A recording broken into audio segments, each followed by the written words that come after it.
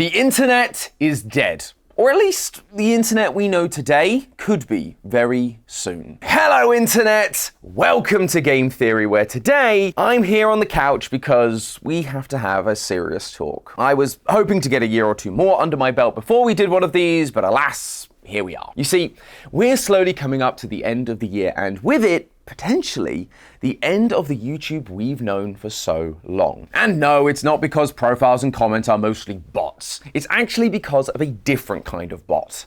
AI. Don't worry, this isn't another AI video. Lee did a fantastic job explaining the AI issue in media over on Film Theory a few months ago, and I highly recommend you watch it. Instead, this video is focusing on an AI-adjacent issue that I'm sure you've probably seen other creators talking about. YouTube's new AI age verification system. A system that is designed to determine whether a user is under the age of 18 in order to protect children online. As soon as I heard the news about this back in July, I knew it was something we needed to talk about, much like we've done many times in the past. But I also wanted to see some of the initial data to make sure we all had a better understanding of what's really going on after it went into effect on August 13th. And from what I can tell, while long-term there probably will be some positive effects, in the immediate, it's going to not only change your right to privacy, which is obviously bad, but it is going to change how this platform works, including which of your favorite creators are going to be around a year from now. To some of you,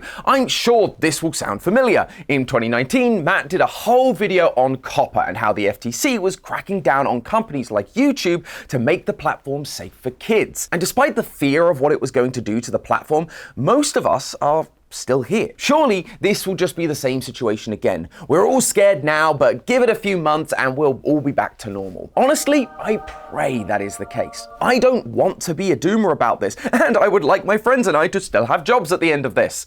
But the truth is, this time is different. With copper, the power was put into the hands of the creators, but now the power is in the hands of the platform and third-party businesses. That is a scary place to be for both creators, but also for viewers like you. So we need to be aware of exactly what is going on, and we need to start talking about it. But to do that, let's take a look back at why YouTube is doing this in the first place. See, it all started in 2023 back in my home of the United Kingdom with something known as the Online Safety Act.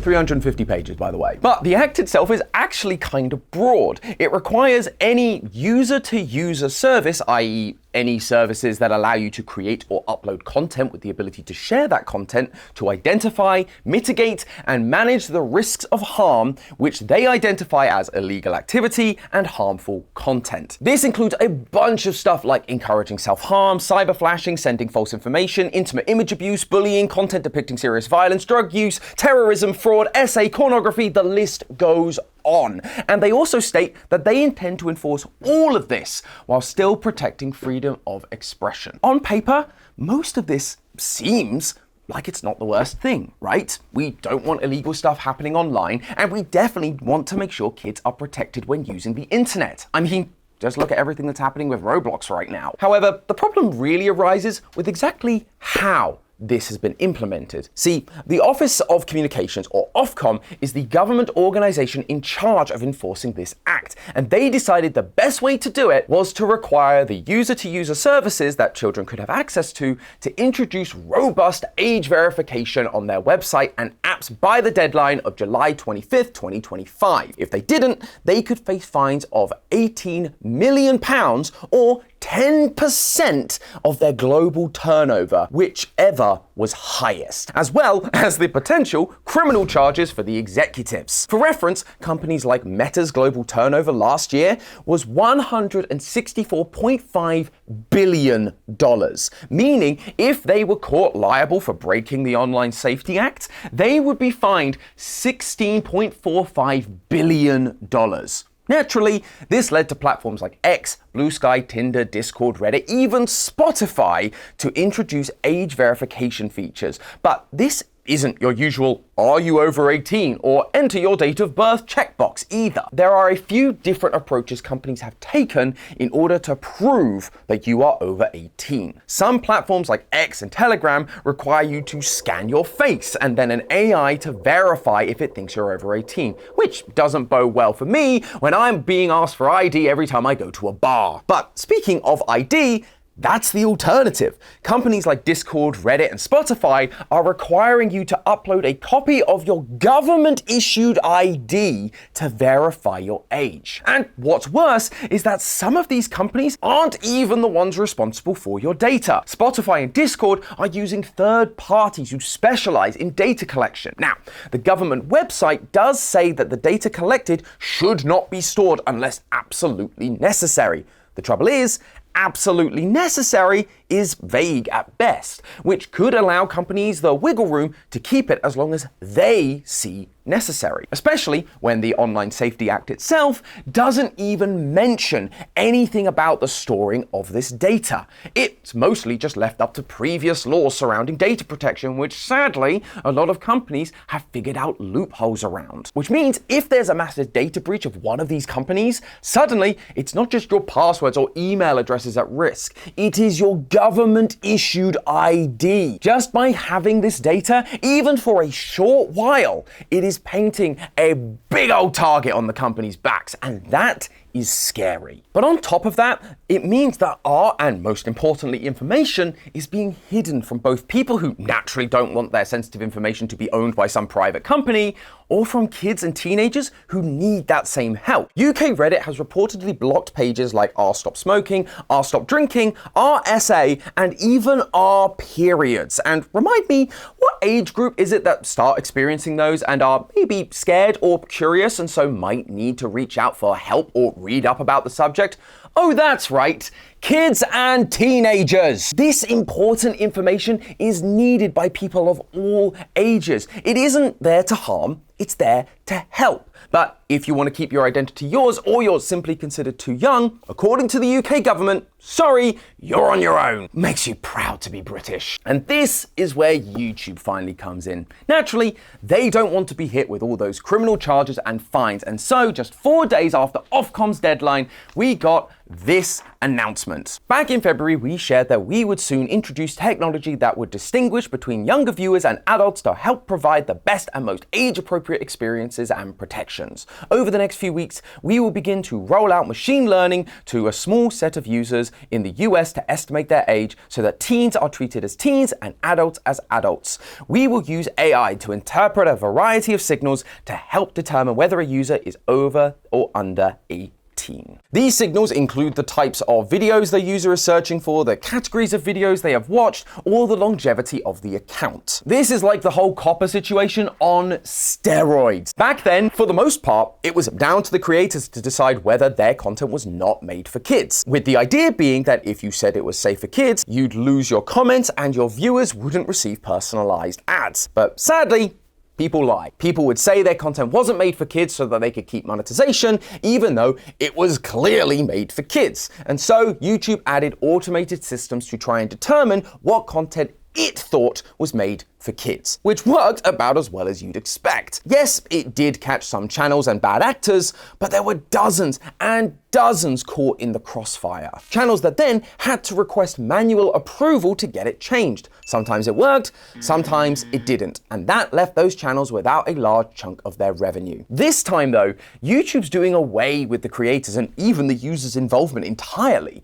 and leaving it completely to their AI to make the decision. But the thing less people are talking about, if the AI decides if you're under 18 based partially on what you watch and changes your recommended feed as a result, that means YouTube's AI isn't just confirming a user's age. It's once again going to decide what content is made for kids. Now, they have said that it won't be quite as simple as, "You're talking about Minecraft, you're a kids channel," which is a good thing, but as I've already mentioned, how many times have channels been wrongly targeted by this sort of AI labeling? Back in 2019, LGBTQ+ channels were often marked as adults-only content, despite being totally not inappropriate and actually a great resource for teens looking for a community and to understand themselves better. Channels about mental health also got hit because without help, it could lead to some dark places. We've also seen it with news channels where legitimate journalism, social justice, politics, all things that are important for younger audiences to have access to in order to learn about the world can suddenly be hidden from their recommended feeds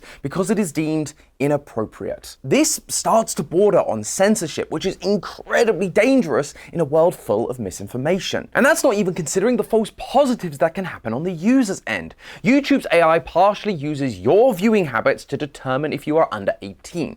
But what if you like content that YouTube deems as kid-friendly? Or what if you're putting it on for one of your own kids? Take these channels, for example. Across the Theory channels, our 13 to 17-year-old demographic isn't actually all that much, usually averaging about 4 to 11% depending on the video. However, what we've noticed over the last year or so is when a video performs way higher with that 13 to 17 demographic, that's not the only demographic that goes up.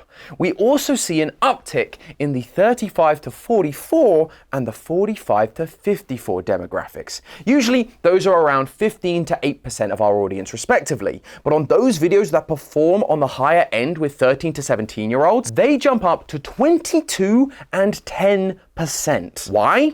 Well, we suspect it's parents that are using their accounts to put content on for their kids who maybe are even younger than 13. Sure, their accounts are labeled as being well over 18, but this AI system is supposed to be catching those who are lying about their age, which means there's a chance these accounts also get labeled as under 18, and so lose access to information or content that they should have access to. That would also mean it's not 10% of our viewership that doesn't get recommended a video, but up to 40%.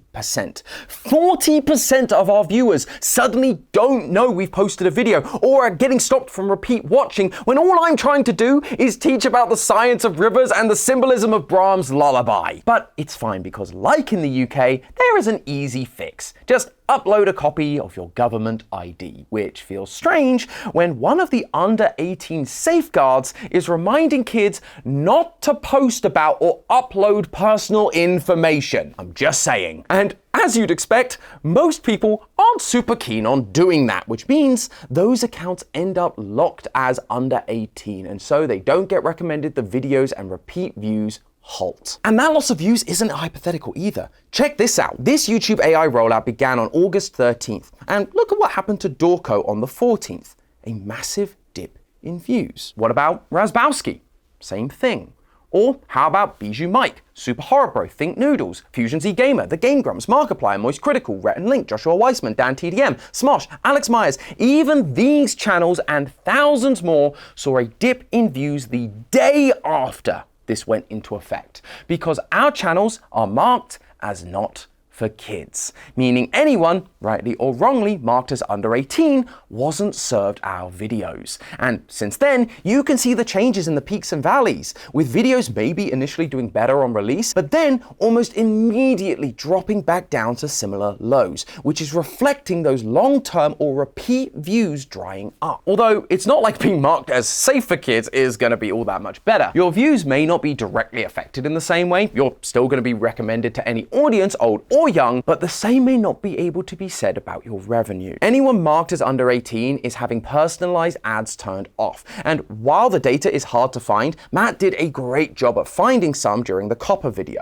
And he concluded that personalized ads make up between 80 to 90% of a creator's ad revenue. Go figure, advertisers pay to target an audience they specifically want to advertise to. So if they can't get that, they pay less, which means less revenue. In either case, creators are in a tough spot, because unlike with Copper, where it felt like creators were forced into this bland gray middle ground, not too edgy but not too kid-friendly either, this feels much more black and white. Either you're safe to be viewed by under 18-year-olds or you're not. And whichever way that falls, that could lead to a loss of revenue. So, as you can see, this whole thing, it's scary for both users and for creators.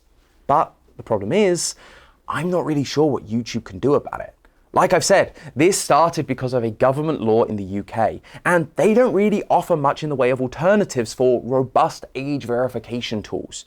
And if YouTube doesn't play ball, their senior execs could end up facing criminal charges, and they'd end up on the hook for those massive fines. Back in 2024, YouTube made $50.7 billion, and so $5 billion of those dollars could be lost if they're found to not be adhering to this law. And while you might think for a company like Google, $5 billion ain't all that much, YouTube would still have $45 billion to play with. Remember, this is just one country's law. The US has reintroduced its own version back in May, the Kids Online Safety Act, and it's currently under consideration in Congress. We're also seeing something similar play out in Australia right now, as they look to ban under 16-year-olds from having social media accounts. If they follow suit with the UK's enforcement tactics, those fines start to add up, which means a bunch of people get laid off, making the platform we all rely on to get even worse, and causing things like ad revenue to shrink, because that money's got to go to filling the hole that the fines left in their wake. Is there a discussion to be had around the exact specifics on how YouTube is complying with these laws?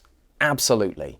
AI has always been a source of problems on this platform, and we especially don't want our sensitive data being held onto by the biggest advertising company in the world that experiences cyber attacks and attempted data breaches billions of times a year. So I really hope YouTube is listening to this and that we can have a dialogue about this. But as it stands, this system doesn't seem to be going anywhere. And the truth is, I don't really know what any of us, creators or users, can really do about it. You might think a VPN is the answer. Just change your IP address to a country that doesn't require age verification. Clearly, a lot of people thought the same thing, because companies like Proton VPN saw a 1,800% increase in daily signups, and longtime partner of the channel Nord saw a 1,000% increase in purchases on the day the UK's Online Safety Act was introduced. But that may not be a long-term solution either, because that rise in sales for VPN companies has not gone unnoticed, and so governments like that of the UK are quote-unquote looking very closely at VPNs to consider future action. And I'm sure other countries looking at these laws could likely follow suit. The only thing I can suggest we do right now is exactly what we're doing. Talking about it, raising awareness, telling you guys not just about the breach of privacy you're all facing, but the knock-on effects it could have for this platform and for your favorite creators. I'm not sitting here just to tell YouTube they're wrong. They're between a rock and a hard place. And I understand the government wanting to protect kids online. But it's also important to educate everyone, including these governments, about the privacy risks to individuals and how these decisions could harm the economy as a whole. According to YouTube CEO, 3 million channels across the world are monetized. And that's not just 3 million individuals, that's businesses that have employees like editors, writers, thumbnail artists, analytics experts, HR, and now all of their futures hang in the balance. If they all crumble, those are companies that can no longer be taxed, which means less income for those governments directly. And while there are larger companies that will probably be able to weather the storm until the AI gets itself more stable, small creators, 1 or 2 man teams, may not have the kind of margins to afford that kind of loss in views and revenue. This is literally why Matt and Steph helped to start the Creator Caucus. The internet and internet businesses are so much more nuanced than some of these laws allow for. Is there harmful stuff on the internet? Yes. But there's also a lot of stuff that can help users, and a lot of it is just good entertainment. But the lines between those on both the content being made and the people wanting to engage in those aren't black and white. And as we're seeing across the internet, AI just isn't smart enough to understand those nuances. So we're caught in the middle, either giving up our privacy or having the content we want to watch censored, either losing monetization through personalized ads or losing views because we talk about dead kids too much. But while this all seems very scary, we're only a month or so into all of this. It's going to develop more and more over time, and it'll only be with hindsight we can truly see what the impact was. So I'd encourage you to read more about it. Keep up to date with what's going on. Watch a Philip DeFranco video, so long as YouTube hasn't marked you as under 18, I guess. If that has happened to you, I've left a bunch of resources down in the description for you just in case. The other thing you can do is write to your local politician. In the US, the congressional discussion around the Kids Online Safety Act is still ongoing. It was originally shot down back in December 2024 over concerns of limiting free speech and content moderation, and those concerns are being felt by members of Congress this time around too. So, write to them. Tell them why these things concern you. In the UK, I'm aware that hope might feel lost right now.